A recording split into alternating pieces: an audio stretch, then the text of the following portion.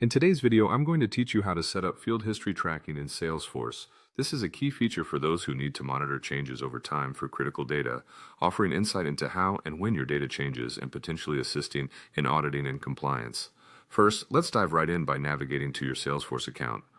Open your web browser and log into Salesforce using your credentials. Familiarize yourself with the dashboard, as knowing your way around will significantly ease the process. Once you're in, direct your attention to the top right corner and click on the Setup icon. It looks like a little gear. After clicking on it, the Setup menu will open. In the Setup menu, you'll find a search bar. Type in Object Manager there. The Object Manager area is a centralized spot where you can manage all the objects and their configurations in Salesforce, so it's an essential place to know.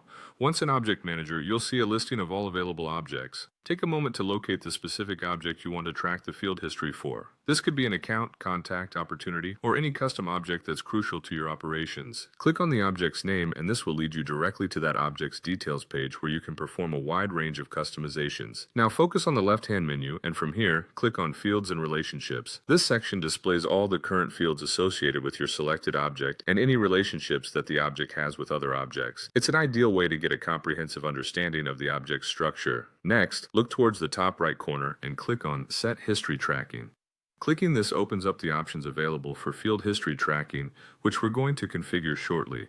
Here, you will see an option to enable history tracking. Start by simply checking the box labeled Enable Account History.